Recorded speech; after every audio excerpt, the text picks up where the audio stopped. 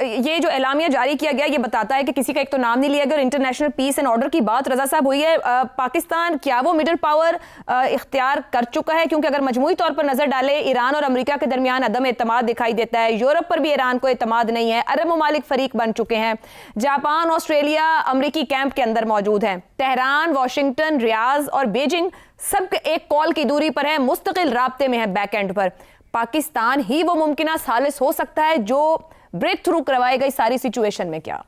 پاکستان کی جو جغرافیائی اور سیاسی اور سفارتی حیثیت ہے وہ تو اب کھل کر دنیا اس کی معترف ہو گئی ہے. جو ایڈوانٹیج پاکستان کو جغرافی کے حساب سے ہے وہ شاید کسی اور ملک کو نہیں ہے, کیونکہ پاکستان اور ایران کے درمیان جو ہے تقریباً 900 سے 1000 کلومیٹر لمبا بارڈر ہے. تو ایک تو ہم ان کے امیڈیٹ نیبرز ہیں, اور پھر یہ کہ وہ ہمارا ایک اعتماد کا رشتہ, باہمی اعتماد اور سپورٹ کا رشتہ موجود ہے. اسی طرح ہم امریکہ کے بھی جب سے پاکستان بنا ہے, پاکستان مغربی کیمپ میں رہا ہے اور امریکہ کا اتحادی رہا ہے, ہر دور پر ہر موڑ پر اتار چڑھاؤ آتے رہے ہیں, لیکن پاکستان کی جو الائنمنٹ ہے وہ رہی ہے. اور اسی طرح پاکستان اسلامی دنیا جو ہے, مسلم ممالک جو ہیں خصوصاً گلف میں,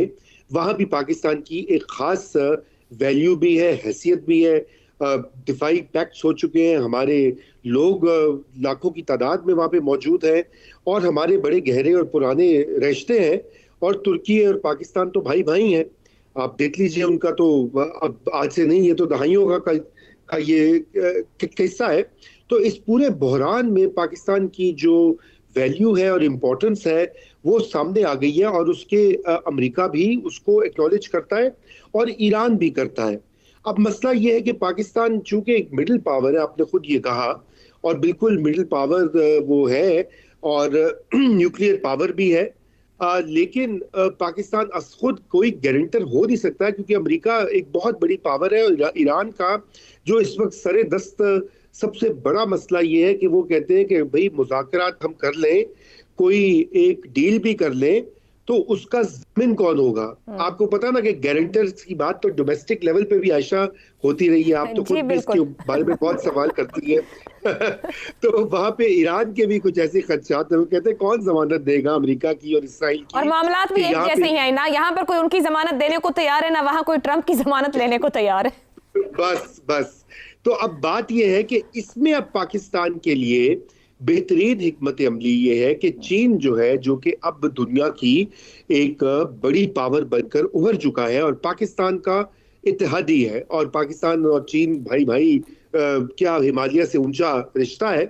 تو اس میں ایک تو پاکستان یہ چاہ رہا ہے کہ چین اس میں آگے آئے, اور یہاں پر ایک اگر ضامن نہ بھی بنے تو کم از کم اس اپنی وہ پاور وہ دکھا سکتا ہے کہ جہاں پہ امریکہ اور ٹرمپ کم از کم سنیں گے, کیونکہ چین کے پاس بہت سے ایسے پتے ہیں معاشی محاذ کے اوپر جو کہ امریکہ اور مغربی دنیا کے لیے اہم ہے, نمبر 1. اور نمبر 2, یہاں پر جو امپورٹنٹ ایک اور فیکٹر ہے وہ اس حوالے سے ہے کہ چین از خود پریشان بھی ہے کہ ابھی تو جو اس جنگ کے معاشی اثرات ہیں وہ کچھ مہینے تو شاید نکال لے گا, لیکن یاد رہے کہ دنیا کی وہ اب سب سے بڑی معیشت بننے جا رہا ہے, اور اس کی جو انرجی نیڈز اور اس کے معیشت کے اوپر جو اثرات ہیں وہ بھی بہت شدید ہوں گے. پھر آپ کو پتا ہے کہ چین نے belt and road initiative CPEC جس کا حصہ ہے, اس کے تحت 120-130 ممالک کے ساتھ معاملات جو ہے وہ کیے ہیں. اگر یہاں پہ جنگ اور جدل رہے گا, رستے بند رہیں گے, فلائٹیں بند رہیں گی, شپنگ لائنز متاثر ہوگی, تو چین کی ایکسپورٹس بھی متاثر ہوگی, اور چین کا تو پورا دار و مدار ایکسپورٹس پر ہے. تو چین کا اس میں معاشی انٹرسٹ ہے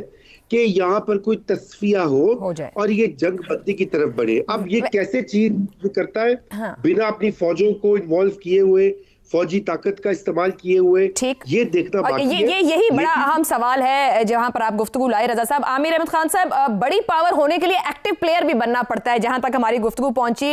इंटरेस्ट है चीन के इस खिते में, माशी मफादात मौजूद है, खुलकर जामिन क्यों नहीं बन रहा है? बीजिंग का हम बहुत ही मोहतात रवैया देख रहे हैं, उसका वजन होने के बावजूद ना वो मेजबानी को, ना मुज़ाकरात की या सालसी की पेशकश को, मगर पाकिस्तान के हर इक़दाम के पीछे खड़ा है। वो मेजबानी हो, सालसी की पेशकश हो, तो फिर इस सूरत हाल में चीन का वेट और किरदार है क्या असल में? देखिए जी, चीन की ये कोई नई चीज़ नहीं है। चीन का ये जो बिहेवियर हमें नज़र आ रहा है, ये कोई आज की बात नहीं है। ये बहुत एक अरसा हो गया है। मेरा ख्याल है आखिरी, अगर मैं याद करूं तो जो आखिरी कॉन्फ्लिक्ट जिसका बाकायदा चीन एक हिस्सा बना था, वो गालिबन 70 की दहाई के आखिर में थी। लगभग 50 साल होने वाले हैं जबकि चीन ने बाकायदा एक पॉलिसी के तहत खुद को तमाम एक्टिव कॉन्फ्लिक्ट से अलहदा करके अपनी तरक्की के ऊपर जोर दिया है, अपनी मईशत के ऊपर जोर दिया है, और सबसे ज़्यादा अहम अपनी जो टेक्नोलॉजी उसने डेवलप की है उसका सारे का सारा फोकस वहाँ पर रहा है। बहरहाल क्योंकि वो लिंक्ड है पूरी दुनिया से, उसको भी कहीं ना कहीं लग रहा होगा, यकीनन काफ़ी देर से लग रहा होगा कि कहीं ना कहीं उसको सामने आना पड़ेगा। लेकिन बहरहाल फ़िलहाल तक उसकी रीडिंग यही है कि अगर उसने आना भी है तो मौजूदा रोल जो वो अदा कर रहा है, और वो क्या कर रहा है